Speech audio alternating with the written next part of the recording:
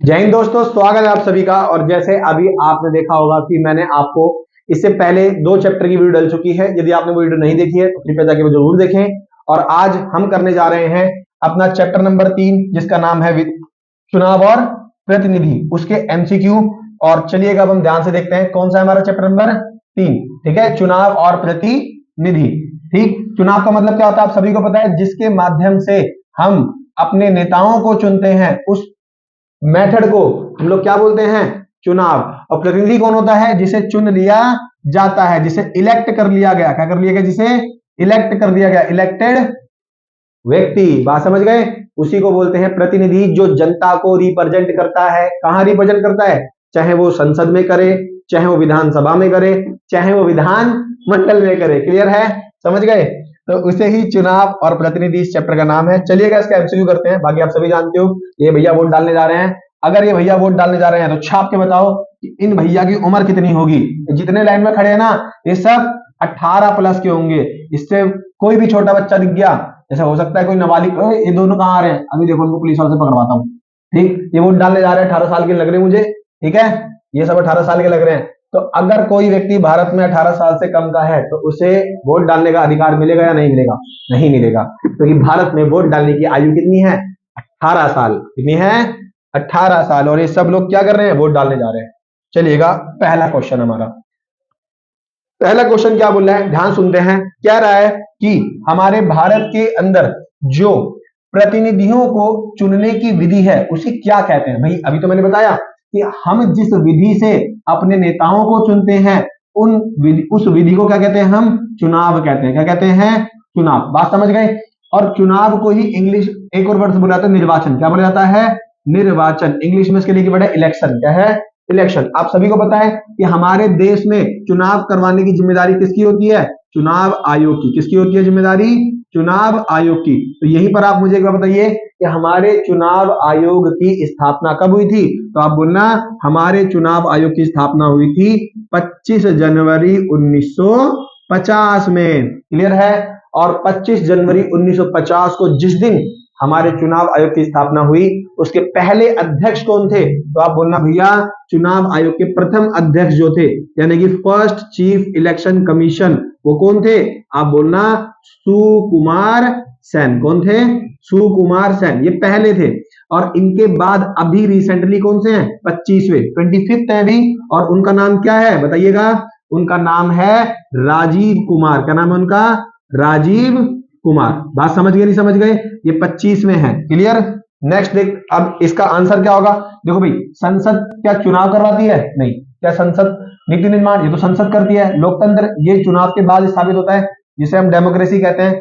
तो प्रतिनिधियों को चुनने की विधि को चुनाव या निर्वाचन कहा जाता है। इसका आंसर होगा option number D, D for Dev Sena. Question number 2 आपके सामने है, समझते हैं क्या बोल रहा है।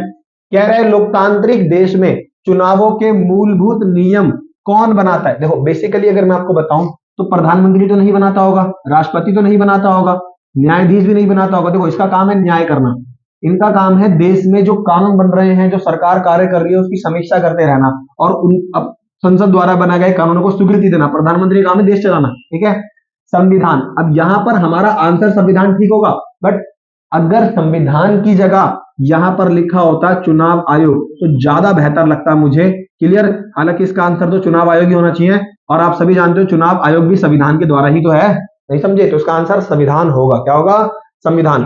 चलो यहीं पर मुझे आप एक बात बता दो कि हमारा जो चुनाव आयोग है, क्या है जो हमारा चुनाव आयोग, उसका जिक्र हमारे संविधान के किस भाग में है। तो आप बोलोगे हमारे संविधान के भाग 15 में। किसमें, भाग 15 में किसका जिक्र है, चुनाव आयोग का। किसका जिक्र है भैया, चुनाव आयोग का।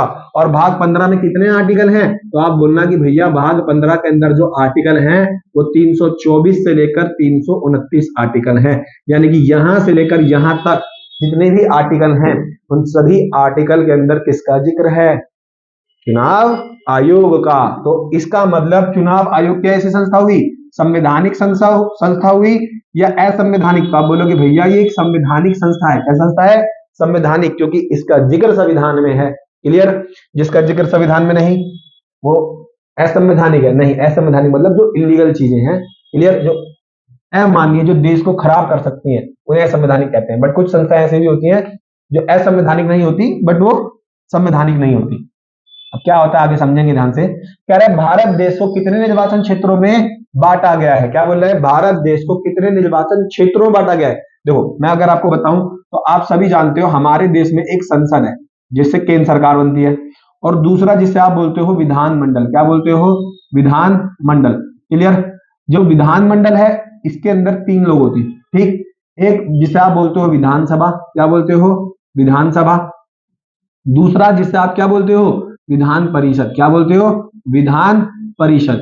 और एक जिसे आप लोग क्या बोलते हो, राज्यपाल यानी कि गवर्नर।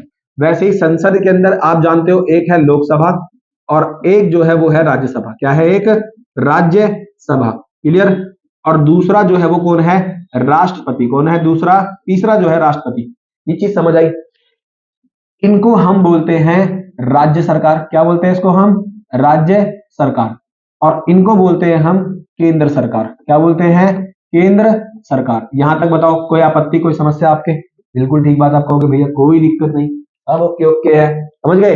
तो अगर मैं आपको यहां पर बताऊं तो जो लोकसभा है, आज समझ गए, उसके अंदर 543 एमपी है। कितने हैं, 543। इसका मतलब हमारे पूरे भारत से कितने एमपी चुने जाते हैं लोकसभा के अंदर, 543। तो लोकसभा के अंदर कितने एमपी हुए, 543। तो पूरे भारत को कितने निर्वाचन क्षेत्रों में बांटा हुआ है, 543।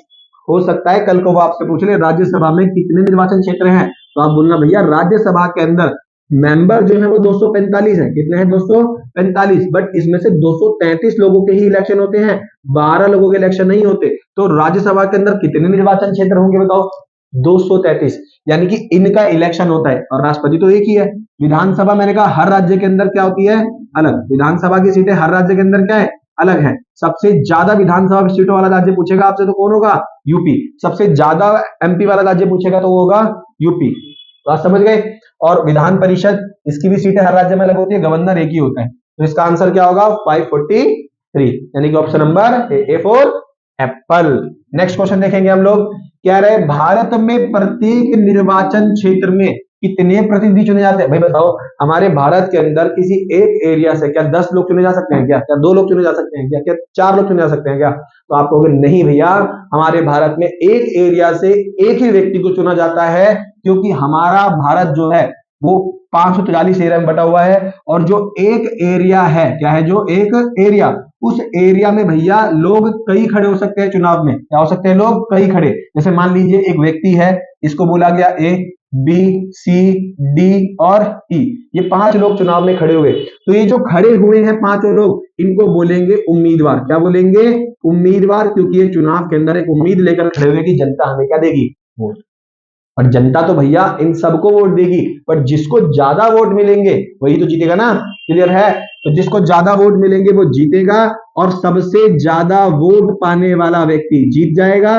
जिसको सबसे ज्यादा क्या मिलेंगे, वोट मिलेंगे। क्या मिलेंगे, सबसे ज्यादा वोट, वो व्यक्ति जीत जाएगा। और जो व्यक्ति जीतेगा वो बनेगा प्रतिनिधि। क्या बनेगा, प्रतिनिधि। लेकिन इन 5 में से जीतेगा तो कोई एक ही ना। तो आप बोलोगे हाँ भैया।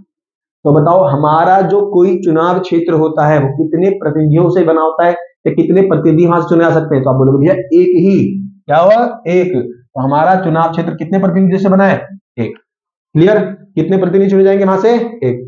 खड़े जितने मर्जी हो सकते हैं, और जो खड़े हुए उनको क्या बोलते हैं, उम्मीदवार, कैंडिडेट। जो चुन लिया गया है उसे बोलते हैं प्रतिनिधि, यानी कि रिप्रेजेंटेटिव। बात समझ गए, वो चुनकर सरकार का हिस्सा बन जाएगा। क्लियर है। नेक्स्ट क्वेश्चन देखते हैं हम लोग। क्वेश्चन नंबर 5 आपकी स्क्रीन पे है, देखिएगा।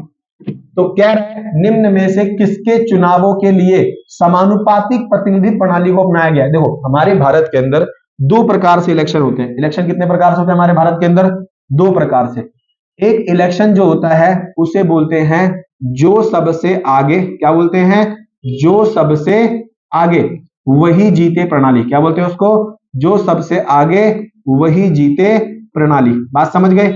और दूसरे को बोलते हैं समानुपातिक चुनाव प्रणाली। क्या बोलते हैं इसको, समानुपातिक चुनाव प्रणाली। जब मैं आपको इस चैप्टर के लॉन्ग क्वेश्चन करवाऊंगा, उनकी वीडियो आएगी, उनमें मैं इनको आपको डिटेल में समझाऊंगा ये सब चीजें क्या है और ये क्या कहलाती है, समानुपातिक चुनाव प्रणाली में क्या होता है। बस ये बात ध्यान रखना, हमारे भारत के अंदर, बात समझ गए नहीं समझ गए, लोकसभा का इलेक्शन, विधानसभा का इलेक्शन, बात समझ गए, और जो आपके लोकल गवर्नमेंट है उनका इलेक्शन किससे होता है, जो सबसे आगे वही जीते प्रणाली। लेकिन हमारे भारत में राष्ट्रपति का इलेक्शन, उपराष्ट्रपति का इलेक्शन और राज्यसभा का इलेक्शन, किसका इलेक्शन, राज्यसभा का इलेक्शन, फिर विधानसभा का इलेक्शन, विधानसभा नहीं विधान परिषद का इलेक्शन, ये किस विधि से होता है, समानुपातिक चुनाव प्रणाली से होता है।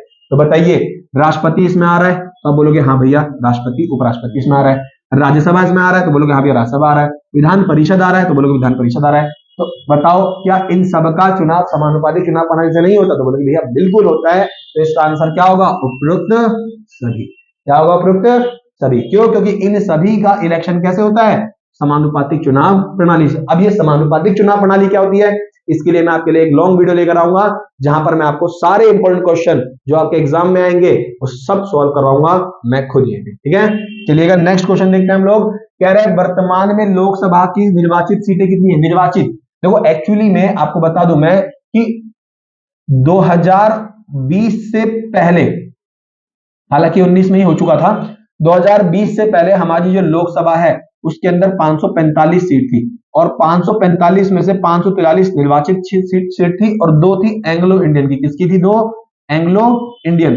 और ये जो 2 एंग्लो इंडियन की सीटें थी इन्हें मोदी जी के द्वारा संशोधन कर कर क्या कर दी गई, खत्म। तो अभी हमारी लोकसभा के अंदर सिर्फ 543 सीटें हैं और ये सीटें हैं निर्वाचित। निर्वाचित मतलब जिन सीटों पर इलेक्शन होता है, क्या होता है, इलेक्शन। समझ आ रहा है कि नहीं आ रहा, तो इसका आंसर भी क्या होगा, 543। क्लियर है, बात समझ गए।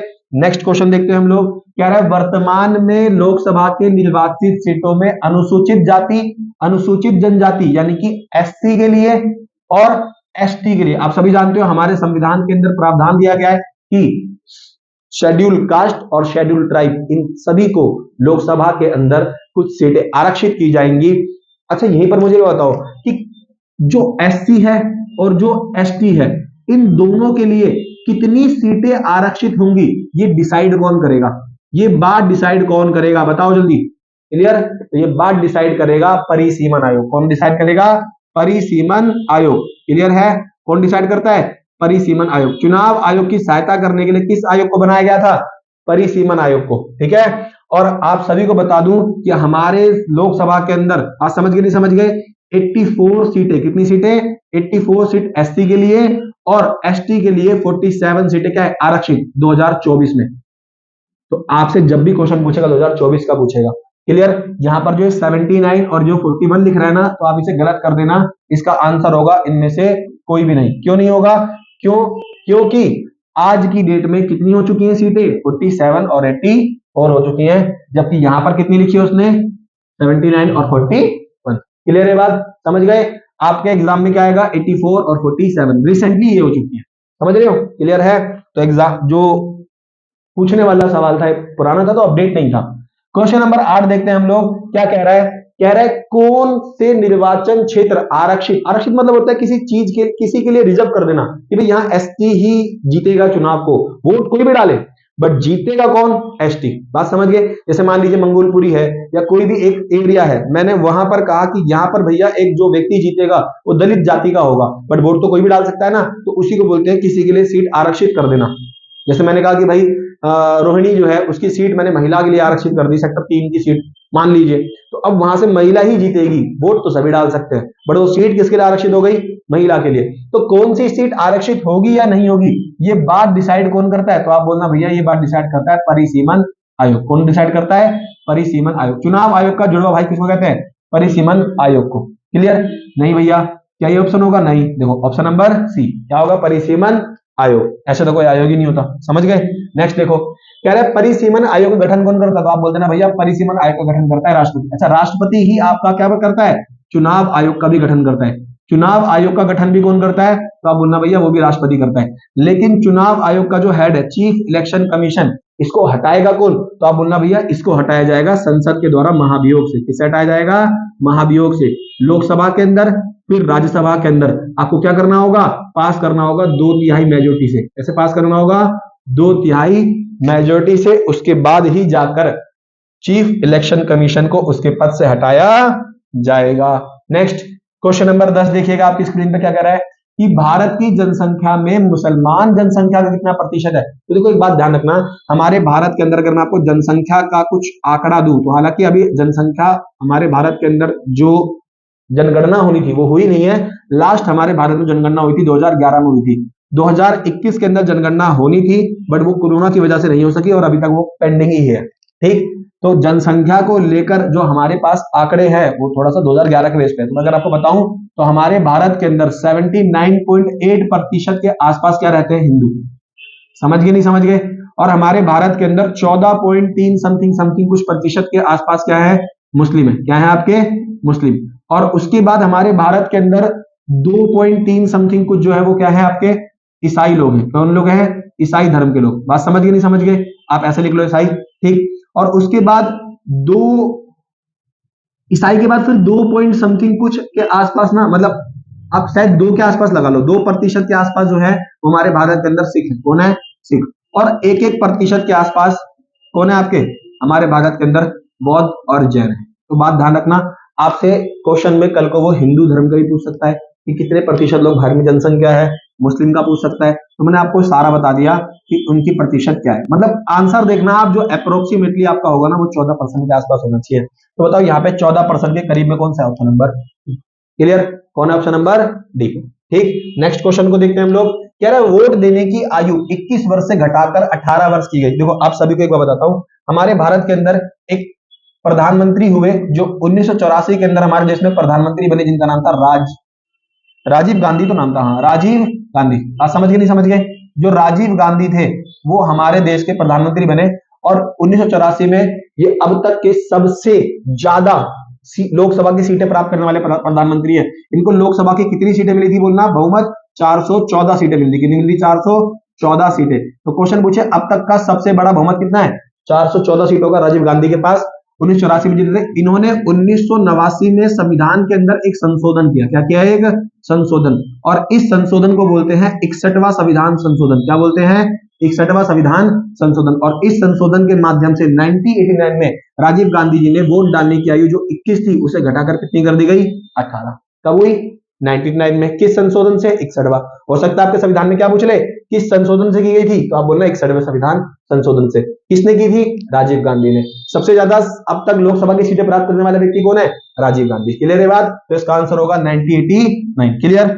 यहीं पर एक और चीज बताऊंगा, आगे चलकर क्वेश्चन ही पूछेगा। देखो आपसे कह रहे भारत में लोकसभा विधानसभा चुनाव में खड़े होने के लिए उम्मीदवार की कम से कम आयु कितनी होनी चाहिए। देखो मैंने आपको बताया ना, देखो एक है लोकसभा, एक है राज्यसभा, एक है राष्ट्रपति। ठीक, फिर यहां लिखते हैं विधानसभा, फिर यहां लिखते हैं विधान परिषद, फिर यहां लिखते हैं गवर्नर। अब मैं आपको बता देता हूं कि किसकी कितनी उम्र चाहिए। देखो लोकसभा का मेंबर बनने के लिए आपकी जो आयु है वो होनी चाहिए 25 वर्ष। कितनी होनी चाहिए, 25। राज्यसभा का बनने के लिए 30, राष्ट्रपति बनने के लिए कितनी चाहिए, 35। ठीक है, आपसे कोई चीज पूछ सकता है, जैसे इसमें उसने क्या पूछी है, लोकसभा और विधानसभा।